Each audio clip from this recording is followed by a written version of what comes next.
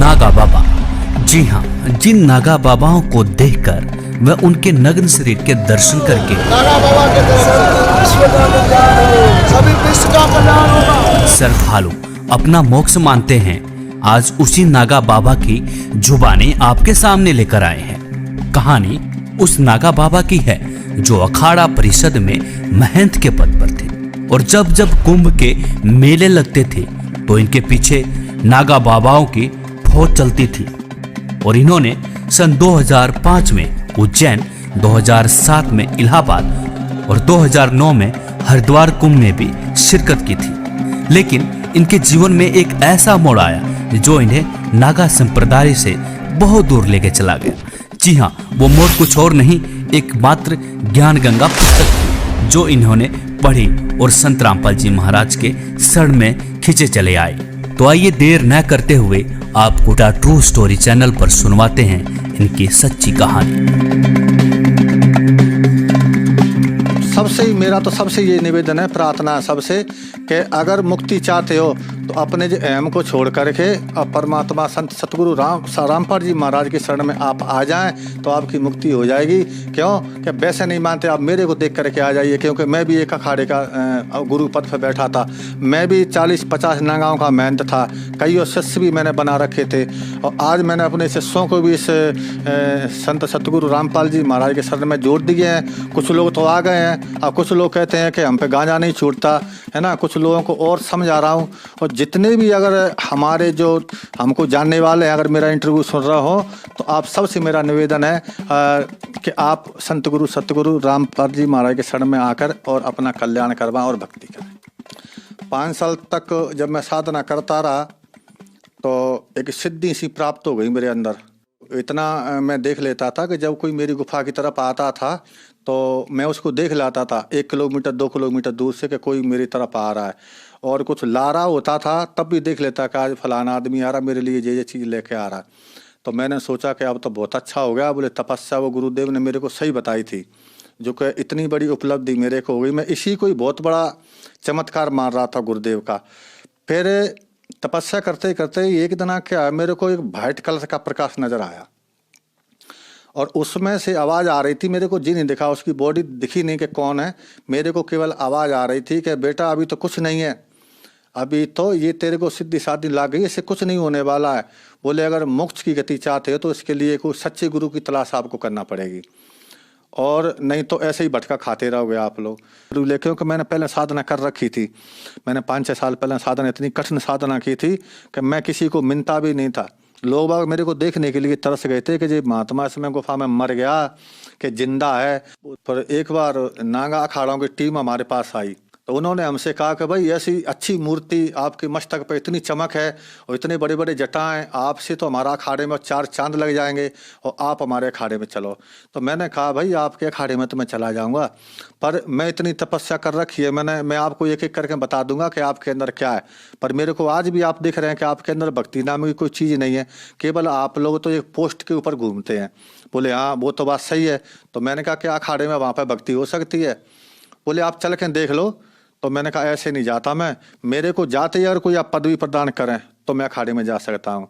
तो उनने उसी जगह पे वहाँ महंत थे अखाड़े के, वो जो बजरंग दास, उनने उसी टाइम मेरे को 40 नागाओं का महंत बना दिया कि आप 40 नागाओं के ऊपर के सीनियर रहोगे और जे जूनियर रूम में आपके यहाँ काम करेंगे। तो उस बटालियन को लेकर के मैं चलता था, जहाँ भी जग में जाना है, जहाँ 40 नागा मेरे पीछे चलते थे मैं आगे चलता था। और कुंभ में 2005 में उज्जैन गया था मैं, 2007 में इलाहाबाद में गया था, 2009 में हरिद्वार गया था। हर कुंभों में हमारी वो लगती थी, वो हमें जाता था। कई वो चेला भी हमने बना रखे थे, महात्मा लोग, साधु बहुत से चेला बन गए थे। वो इसीलिए बनते थे कि ऐसे सीनियर महात्माओं के चेला बनने से छोटे पूरे बाबा उनसे कुछ कहते नहीं है। पर वहाँ तो हमारे इकट्ठे लोग बैठ जाते थे, सब लोग स्मोक पीते थे। तो मैं उनसे कहता था कि भाई ये क्या है? बोले कि जो स्मोक है इसे पियोगे तो देख लेना तुम डबल रोल हो जाएगा तुम्हारा। तो मैंने उनसे कहा कि जब आप इतना 1000 रुपये की स्मोक थोड़ी देर में पी लेते हैं और ख़त्म कर देते हैं, ये पैसा जो आ रहा है इसका आपके ऊपर पाप नहीं लगेगा? मैंने पहले रामायण गीता पढ़ रखी थी, इतना तो जानता था। तो मैंने कहा जी आप इतना नशा करते हो? बोले आप मस्त रहो, आप तो साधु बन गए, हमारे महंत ने ये कहा था कि आप साधु बन गए तो आपकी मुक्ति हो गई, है ना। और अब आपको कोई आवश्यकता नहीं है नशा करना है। बताओ, आप इतना सीनियर आपको बना दिए, अब आपकी क्या चिंता है, आपको तखत दे दिया बैठने के लिए। तो मैंने कहा ठीक है भाई, पर मन में वो लगी रहती थी कि भक्ति तो करना पड़ेगी। फिर उन्होंने नशा चालू कर दिया और 40,000 की चिलम इतनी बड़ी, उसमें 10 तोला गांजा बनता था और 5 सिगरेट की डिब्बी उसमें मिला करके गांजा बद देते थे। 20 आदमी बैठ जाते थे महात्मा, फिर उसको पीते थे ऐसे ऐसे करके। वो अलग टाप है अखाड़े का, जो अलग नियम होता है। तो उसमें तो इतना का पूरा नशा का काम है, एक दूसरे में मारदार। अगर किसी ने गलती कर दी तो 20 लठ मारते थे, उसको लेटा करके उसके पीठ में मारते थे 20 लठ। वो हमारा मैं तो ऑर्डर देता था कि नरसिंह दास इसमें 20 लठ मारो लेटा के। तो मेरे को थोड़ा दर्द होता था, तो जितनी जोरदारी का वो मैं तो बताता था, उससे मैं धीरे धीरे मारता था। उसमें कैसे ज़्यादा चोटें ना है, हाथ पाँव हाथ गोड़े इसके टूट न जावे। तो इतने काम वहाँ पे जो लोग करवाते थे। फिर उनसे पैसा वसूले जाते थे कि तेरे को नागा बनना है तो 5,000 रुपये दे और भंडारा करवा। तो कम से कम नहीं तो 20,000 रुपये का टारगेट होता था एक नागा पंथ में। इसमें से 2-4 हज़ार रुपये अपनी जेब में डाल लेता था और बाद बकाई अखाड़े में जमा कर देता था। इससे अपना जो सारा खर्चा चलता रहता था वहाँ पे। और कोई कोई ऐसे बीच में आ गया कि भाई मेरे को नागा बनना, तो मैंने ऊपर भी नहीं भेजा, उसको नागा बना दिया तो पूरे 25,000 में ही अपने जेब में रख लेता था, उसका फर्जी पासपोर्ट में बना देता था। तो ऐसे चलता रहा। फिर वो मन में ये लगी रही कि भाई भक्ति जरूर ले, क्योंकि मैंने पहले साधना कर रखी थी। मैंने 5-6 साल पहले साधना, इतनी कठिन साधना की थी कि मैं किसी को मिलता भी नहीं था। लोग बाग मेरे को देखने के लिए तरस गए थे कि जी महात्मा इसमें गुफा में मर गया कि जिंदा है। तो जब ऊपर से अब आदेश हुआ कि इससे कुछ नहीं होता, कोई सच्चे गुरु की तलाश करो, जब फिर मैं गुरु की तलाश में निकला को, फिर मैंने सोचा कि ये कैसे बात बनेगी। फिर मैं बाहर निकल आया, घूमता रहा, वो सच्चे गुरु की तलाश में बहुत जगह गया मैं, पर कोई, अब जो भी मेरे सामने वो महात्मा मिलता तो मैं वो महात्मा 18 और मैं 25, इतना फर्क मेरे को उसमें दिखता था। तो मैंने कहा कि अब इनको गुरु में क्या बनाऊं कि ये तो मेरे से वैसे ही बहुत कमज़ोर हैं। ये बने जरूर है, मठाधीश थे, बड़े बड़े जटा जूट रखा रखे थे, उनने बड़े बड़े आश्रम पे पैसा वाले भी थे, पर भक्ति उतनी कुछ नहीं थी उनके पास। जब मैं उनको अपनी आंख से देखता था तो उसमें कुछ नहीं था, केवल पैसा था उनके अंदर। कईयों पास गया तो एक बार मेरे को कबीरपंथी कुछ भाई मिले। उनने कहा महात्मा जी कहाँ जा रहे हो? मैंने कहा भाई ऐसे सच्चे गुरु के तलाश के लिए मैं जा रहा हूँ कि जिसके पास शब्द होए, वो शब्द लेने जा रहा हूँ मैं, जिससे भक्ति साधना करके अपनी मोक्ष की गति पा सकूँ। तो वो बोले कि हमारे गुरुदेव शब्द बताते हैं, आप हमारे गुरु जी के पास चलिए। तो मैंने कहा चलो भाई, मैं पहले उनसे बात करूँगा। बोले हाँ आप बात कर लेना। तो वे मेरे को मथुरा ले गए सर। मथुरा में जाके पहुँचे, वहाँ के जो प्रचारक थे, क्या नाम है वो, तुलसीदास जी महाराज, जय गुरुदेव। तो उनके पास मैं गया तो उनसे भी बातचीत हुई ऐसी। तो उन्होंने कहा बेटा भक्ति करो, मैं सवेरे आपको नाम दूंगा। तो जब उन्होंने मेरे को नाम दिया सवेरे, और नाम देते के बाद में उन्होंने मेरे से कहा था कि बेटा चिलम मत पीना और हुक्का पी लिया करो, क्योंकि हुक्के में तो वो तम्बाकू छनके जाती है तो वो तेरे को नुकसान नहीं करेगी और हुक्के में कोई दिक्कत नहीं है। तो मैं 500 रुपये का जिल लम्बा हुक्का लेके आ गया मैं, और 3 किलो तम्बाकू आके मैंने अपनी गुफा पर रख लिया, और फिर दे दनादन हुक्का चलता रहा। तो छाती पे ऐसा हो गया कि जलन सी चालू हो गई, क्यों हुक्का का सीधा धुआं जाता है। चलता रहा तो 3, 4, 5 साल तक। फिर मैंने उनको पूछा, मैंने जो हुक्के से तो मेरे को दिक्कत खड़ी हो रही है। बोले नहीं इससे कुछ दिक्कत खड़ी नहीं होगी, जो पहला कवर जमा है ना वो हट रहा है और जे कवर दूसरा चढ़ रहा है। तो मैं फिर लगा रहा साधना करने के लिए। उनने बता दिया था मेरे को कि ऐसे कानों में उंगली डालना है और ऊपर सुनना है, इसको सब तेरे को सुनाई पड़ेगा, जो भी आवाज़ सुनाई पड़ेगी उसी को शब्द कहते हैं, उसको पकड़ लेना, बस उसी को सुनते रहना सो तुम स्वर्ग पहुंच जाओगे। और मैंने कहा ठीक है। तो सर मैंने 8 साल उनकी साधना की। 8 साल में जो पहले जो मैं प्रकाश देखता था, लाल वाला है ना, पीरा वाला और जे है सफ़ेद वाला, तो वो पहले मैं जो आवाज़ें सुनता था, प्रकाश देखता था, वो तो चले गए, पता नहीं किस 60 में चले गए। और जय गुरुदेव जी ने जो बताई थी उससे कोई लाभ नहीं हुआ। जनता बहुत जुटती थी, हुक्का वाले आते थे पीने के लिए, आप हुक्का पिलाओ, हम 7:30 में हुक्का पीते थे। जो सीनियर थे ऊंचे बैठ के पीते थे, जो हमारे चेला चांटे थे, बहुत चेला बना रखे, तो वो नीचे बैठ के हुक्का पीते थे। हुक्का पी के वो अपने अपने घर चले जाते थे। एक दिन फिर ऐसा ही लगा मेरे को, इससे तो भाई मरना ठीक है कि परमात्मा मिले नहीं, पूरी जिंदगी मैंने इसी में निकाल दी। पहले बैरागी बना है, त्यागी बना, अखाड़ों में गया, सारी जगह घूम का मैं आके मैंने अब मरना ठीक है। और जब मैंने सीख ही लिया था थोड़ा साधना में कि बॉडी मेरी कई गुफा में पड़ी रहेगी और मैं अपना देश से निकल जाऊंगा, भगवान फिर मिलेगा कभी ना कभी। जब ऐसा मैंने शरीर में अपने में मन में जो विचार किया ना, उसी रात को मेरे को संत रामपाल जी महाराज एक विमान टाप के में बैठ करके और आकाश मार्ग से आते हुए नजर आए। उसका एक कैमरामैन एक साथ में बैठा था, एक कैमरामैन एक साथ में, 2 कैमरामैन बैठे थे और बीच में जो संत रामपाल जी महाराज बैठे थे। तो ऐसे हाथ कर रहे थे, ऐसे हाथ वो करें तो जनता ऑटोमेटिक धरती से उड़ उड़ के और ऊपर की तरफ जा रही थी और सतगुरु के जयकारे लग रहे थे। ये चीज मैंने देखा तो मैंने कहा भाई यहाँ अभी भी सतगुरु का जयकारा लग रहा है तो कहीं ना कहीं कुछ है, अभी भी आशा, अभी अपनी हिम्मत नहीं हारना चाहिए, अभी भी कुछ न कुछ करना चाहिए। तो मैंने कहा देखते हैं। फिर सुबह एक भगत जी आए, इन्होंने जय गुरुदेव पंथ को छोड़ करके और संत रामपाल जी महाराज से दीक्षा ले रखी थी। पहले वो हमारे गुरु भाई थे, तो वो आए तो उन्होंने कहा कि भगत जी आप वही साधना कर रहे हैं। मैंने कहा क्या बकवास कर रहे हैं? भगत जी कहता है, पहले तो महाराज कहता था, आज भगत जी क्यों? बोले नहीं, बोले पहले महाराज हमारे लिए आप पहले महाराज थे, अब भगत जी हैं। क्यों? कि हमने संत रामपाल जी महाराज से दीक्षा ले रखी है और उन्हें सारा ज्ञान हमें समझा दिया। तो मैंने कहा कि क्या है? बोले कि आप ये पुस्तक को पढ़ लेना। तो वो मेरे को एक ज्ञान गंगा पुस्तक देखें गए थे। जब वो ज्ञान गंगा पुस्तक देखें गए तो एक दिन हमारी मजोटी लगी हुई थी हमारी गुफा के पास, वहाँ पे हुक्का पी रहे थे। हुक्का पीते पीते एक दिन याद आया, मैंने कहा भाई वो एक संत रामपाल जी के शिष्य थे, वो हमें जो ज्ञान गंगा पुस्तक देखेंगे, देखना भाई उसमें पढ़ना क्या लिखा है। तो एक हमारे शिष्य ने लाके मेरे को देखे, लो महाराज आप ही पढ़ लो। तो मैंने जब उसको देखा, इधर मैं चिलम भी हुक्का भी पी रहा था, इधर मैंने पुस्तक ऐसे करके देखी, तो उसमें मैंने एक दुआ पढ़ा। उसमें लिखा था कि सोनारी जारी करे सुरा 500 बार और एक चिलम हुक्का भरे वो डूबे काली धार। जब मैंने ये दुआ पढ़ा तो भगत जी मेरे दिमाग में ऐसा हथौड़ा सा लगा कि मैंने तो पूरी जिंदगी अपनी बर्बाद कर दी। पता नहीं मैंने कितना भटका खाया, व्रत किए, उपवास किए, साधुओं की सेवा की, संत बन बैठा, सब कुछ हो गया, पर वो भगवान इतना चिलम पिला पिला के मार दी, हमारी जिंदगी खराब हो गई। अब हमें कुछ प्राप्त होने वाला नहीं है और लास्ट की जो पौंड जिंदगी बची वो इसमें हुक्का में चली गई। अब क्या होगा? हे परमात्मा आप बचाओ कैसे भी करके। तब संत रामपाल जी के शिष्य मेरे को पुस्तक देखें गए थे, वो भागीरथ दास नाम था उनका। मैंने उनको फिर बुलाया एक बार, मैंने कहा भगत जी आप आना एक बार। तो वो सवेरे आए, बोले क्यों पढ़ी पुस्तक? मैंने कहा भाई पुस्तक की बात तो ठीक है, वो तो पढ़ ली, जो संत रामपाल जी महाराज जो आपके गुरु हैं वो बात कर लेते हैं। बोले हाँ बिल्कुल आपसे बात करेंगे। तो मैंने कहा मेरे को ले चलो आप हरियाणा।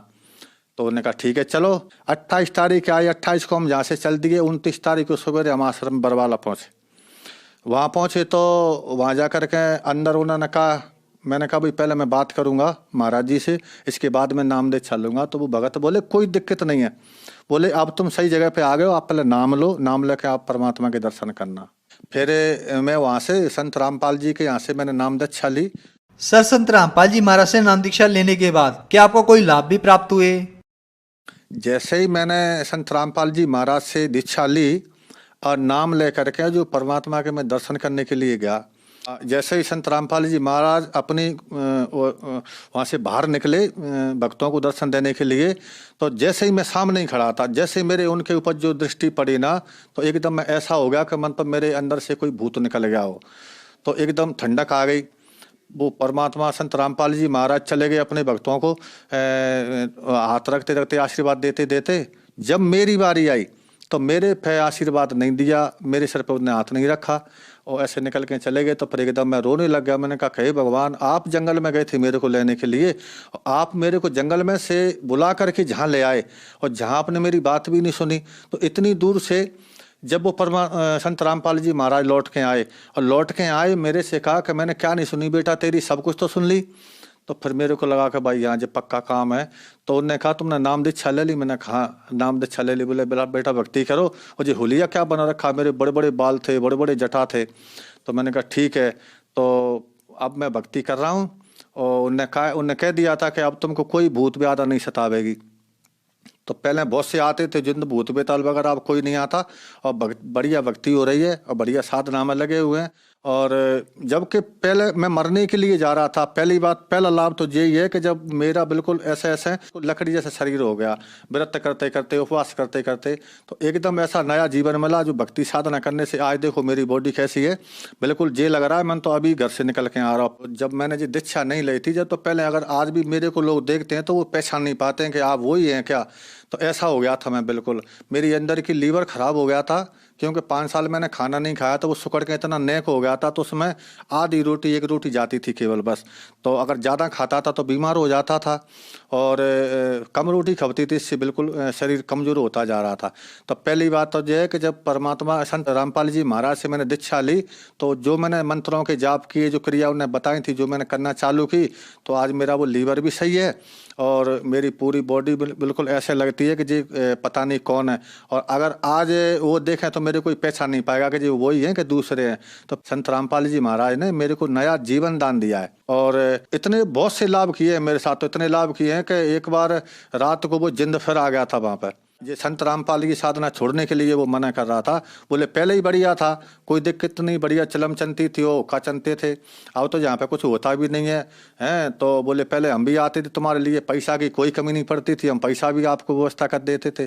तो मैंने उनको कहा भाई अब तो मैं बिल्कुल ठीक हूँ, मेरे को कोई परेशानी नहीं है। तो वो भी धीरे धीरे करके फिर मैंने अर्जी लगाई संत रामपाल जी महाराज को, मैंने फ़ोन लगा के अर्जी लगाई मैंने कि वहाँ पे मैंने कहा भगत जी ऐसी ऐसी बात है, यहाँ पे भूत परेशान कर रहे हैं मेरे को। संत रामपाल जी महाराज ने वहाँ बता दिया कि बेटा भक्ति करते रहो और कबीर साहब सब ठीक करेंगे। आप तो भक्ति करते रहो, भक्ति मत छोड़ना, अगर भक्ति छोड़ देना ना तो फिर वो परेशानी खड़ी हो जाएगी। तो आज मैं भक्ति करता आ रहा हूँ और आज तक के स्थिति में मेरे को कोई परेशानी नहीं है, और आज बिल्कुल सही सलामत मैं आपके सामने खड़ा हूँ। जब मैं घर से बाहर नहीं निकला था तब तो गुट्टी शुट्टी ला लेता था, हैं। और जब मैं अपना घर छोड़ के बैराग ले लिया तो फिर वो नशा, चिलम और हुक्का और ये तम्बाकू, बीड़ी, सिगरेट, बस इसमें लग गया। कभी कभार गांजे में जो अफीम आती थी, अफीम को भी खाते थे। अखाड़े में तो सारे नशा होते थे। कछु बाबा तो ऐसे थे बड़े बड़े सीनियर हमारे वहाँ पे कि वो स्मोक का भी इस्तेमाल करते थे। और जब से जो मैंने ज्ञान गंगा पुस्तक पढ़ी और उसमें जो मैंने देखा, और फिर मैंने गुरु दीक्षा ली संत रामपाल जी महाराज से, तब से नशा, बीड़ी, सिगरेट, गांजा, अरे पीने की तो चली बात है का, मेरे पास कोई बीड़ी पीने वाला भी आदमी नहीं बैठता, ना मैं किसी को बैठाता मैं इन लोगों के पास, और ना हमारी गुफा पे कोई अब ऐसा आदमी आता कि जो बीड़ी पीता होगा। जब तक संत रामपाल जी महाराज के शरण में नहीं जाते, जब तक नशा से मुक्ति नहीं मिल सकती। क्योंकि मेरे को पता नहीं है, बहुत से मैंने प्रयास कर लिए थे, कईयों जड़ी बूटी खिलाई मैंने, कईयों बाबाओं के पास गया, उन्होंने कहा इससे तुम्हारा गांजा छूट जाएगा, नशा छूट जाएगा। तो बहुत सी मैंने कोशिश की, पर मेरा नशा नहीं छूटा और बराबर चलता रहा। कोई लोग मेरे से कहते थे कि महाराज आप गांजा कम पियो, चिलम कम पियो, तो मैं लठ लेकर उनको मारने दौड़ता था कि भाई तू कौन होता है, जो मेरी मर्जी है मैं पीऊँगा। और जबकि वो बेचारे, आज मेरे को याद आती है कि वो मेरे को बिल्कुल सही कह रहे थे, और आज मैं अफसोस करता हूँ कि उन लोगों को मैंने बुरा बोल दिया। संत रामपाल जी महाराज की अगर कोई पुस्तक भी पढ़ ली किसी ने तो उसी से उसका उद्धार सा हो जाता है, ऑटोमेटिक उनको प्यास लगती है। इनके शब्द में और इनके मंत्रों में इतनी शक्ति है, इतनी शक्ति है कि ये चीज़ बगल में आती ही नहीं है। जो नशा हो, कुछ भी हो, सब बुराइयों से वो दूर हो जाता है बिल्कुल। ऐसी शक्ति है उनके शब्द में, शक्ति है। और जो नाम उन्होंने दिए हुए हैं वो बिल्कुल शास्त्रों में जो है उन्होंने एक एक बात बताई है, हर शास्त्र की बात मेरे को बताई। जब मैं समझ गया, क्योंकि मैं पहले पुराण शास्त्र पढ़ चुका था, पर मेरे को समझ में नहीं आ रही थी, उसकी वो कुंजी नहीं मिल रही थी, उसकी कुलजी जो ताला लगा हुआ था। ऊपर से मकान को तो देख लेता कि जो मकान बना है, फिर ताला खोल के अंदर नहीं जा पा रहा था, इसका मतलब क्या होता है। पर संत रामपाल जी महाराज ने सारा मतलब मेरे को समझा दिया। और पहले तो मैं इतना बड़ा जो गुरु पद पे बैठा हुआ था, तो कुछ लोग मेरे पास आया करते थे कि महाराज जब मोड़ा गांजा ज़्यादा पीता है, चिलम ज़्यादा पीता है, तो मैं चुप हो जाता था कि मैं क्या करूं, मैं तो खुद पीता हूं भाई। जब मेरी भी नहीं छूट पा रही है तो मैं तेरे लड़के की मैं क्या छुड़ाऊंगा। तो मैं चुप हो जाता था, उनसे कुछ नहीं कहता था, कह देता कि और किसी महात्मा को देख ले भाई, मेरे बस की बात नहीं है। और बहुत से लोग ऐसे आते थे, बस हमको तो वही लोग अच्छे लगते थे जो कुछ चिलम पीने वाले आते थे। कई लोगों ने ऐसे प्रश्न किया, मैंने कहा ना, फिर छुड़ाया, कुछ नहीं हुआ उससे। वो तो संत रामपाल जी महाराज की जब शरण में गए तो आज बिल्कुल मैं स्वस्थ हूँ, मेरे को कोई बीमारी नहीं, कोई रोग नहीं है, आज मैं बिल्कुल स्वस्थ हूँ और अच्छा हूँ। सर, जो जन समुदाय आज आपको देख रहा है, आप उन्हें क्या संदेश देना चाहते हैं? उनके लिए तो मैं तो उनसे सबसे यही कहना चाहूँगा कि भाई आपको विश्वास नहीं होता है तो मेरे को आप देख लीजिए, मैं भी आप ही के साथ था, आपके अखाड़े में था, आपके अखाड़े में मैंने काम किया और भक्ति तो विधि कोई थी नहीं। तो आज आप मेरे को वो शक्ल देख लीजिए, ये देख लीजिए कि पहले कैसा था और अब कैसा हूँ। इसीलिए मैं तो सबको यही कहूँगा कि अगर कल्याण चाहते हो, अगर कल्याण कराना, अगर मुक्ति धाम आपको चाहिए, मुक्ति धाम में जाना है, तो आप संत रामपाल जी महाराज की शरण में आएँ और इनसे नाम दीक्षा लेकर के अपना कल्याण करवाएं। नहीं तो यहाँ पे कोई चारा नहीं है, कहीं पे भी चारा नहीं है। मैंने सारा कुछ देख लिया शुरू से भी। और जो हमारे जो भाई हैं जो पहले अखाड़े के, अगर वो सुन रहे हो इस इंटरव्यू को, अगर देख रहे हो, तो उनसे भी मेरी प्रार्थना है कि आप लोग भी ये अपनी विदुता को छोड़ करके और संत रामपाल जी महाराज के शरण में आकर के आप नाम दीक्षा लो और नाम दीक्षा लेकर के अपना कल्याण करवाओ। और नहीं तो बहुत बुरी दिशा हो जाएगी इस देह की। सबको ये प्रार्थना करूंगा कि इतना ये लोग अलग अलग जो विभागों में बट गए हैं, जो मेरे शिष्य भी थे पहले, ठीक है, जो गुरु भाई थे और महंत थे, मैं सबसे मेरा ये अनुरोध है कि आप आकर के और संत रामपाल जी महाराज की शरण में आएँ और अपने नाम दीक्षा लें और अपना भक्ति करें और अपना कल्याण करवाएं। मैं तो आपसे ये प्रार्थना कर रहा हूं कि आप 1 महीना ये भक्ति साधना करें, आपको अच्छा लगे तो आगे बढ़ जाना। अगर आपको नहीं अच्छा लगता, आपको कुछ फायदा नहीं हो इसमें, तो आप बेशक आप अपने वापस उसी अखाड़े के लिए लौट जाएं। क्यों कि मेरे को पता है कि 1 महीना का समय तो मैं आपको ज़्यादा कह रहा हूं। अगर आप ये 10 दिन भी इस साधना को करके देख लो, आपका नशा, आपकी जो गांजा, भांग, सिगरेट आदि वगैरह, इनका तो पता नहीं चलेगा। जैसे कि सूरज निकलता है तो रात का पता नहीं चलता कि वो किस दिशा को चली गई, इसकी जानकारी भी नहीं हो पाती कि रात है गई कहाँ। इसी प्रकार संत सतगुरु रामपाल जी महाराज से नाम दीक्षा लेकर के, और जब आदमी भक्ति करता है भगत अपनी, तो पता नहीं चलता उसको मेरे विकार कहाँ चले गए। उसे याद ही नहीं रहता कि मैं गांजा पीता था, कि सिगरेट पीता, तो पता ही नहीं पड़ता उसको। ऑटोमेटिक भगत जी अपने आप ही जो चला जाता है सब कुछ, कोई चीज़ बकाई नहीं बचती। सारा जो एमाल भरे होते हैं पूरे ऑटोमेटिक ही बाहर निकल जाते हैं। सबसे ही मेरा तो सबसे ये निवेदन है, प्रार्थना है सबसे, कि अगर मुक्ति चाहते हो तो अपने जो अहम को छोड़ करके और परमात्मा संत सतगुरु रामपाल जी महाराज की शरण में आप आ जाएं, तो आपकी मुक्ति हो जाएगी। क्यों कि वैसे नहीं मानते आप मेरे को देख करके आ जाइए, क्योंकि मैं भी एक अखाड़े का गुरु पद पर बैठा था। मैं भी 40-50 नागाओं का महंत था, कई शिष्य भी मैंने बना रखे थे। और आज मैंने अपने शिष्यों को भी इस संत सतगुरु रामपाल जी महाराज के शरण में जोड़ दिए हैं। कुछ लोग तो आ गए हैं और कुछ लोग कहते हैं कि हम पे गांजा नहीं छूटता है ना। कुछ लोगों को और समझा रहा हूँ। और जितने भी अगर हमारे जो हमको जानने वाले हैं, अगर मेरा इंटरव्यू सुन रहा हो, तो आप सबसे मेरा निवेदन है कि आप संत गुरु सतगुरु रामपाल जी महाराज के शरण में आकर और अपना कल्याण करवाएं और भक्ति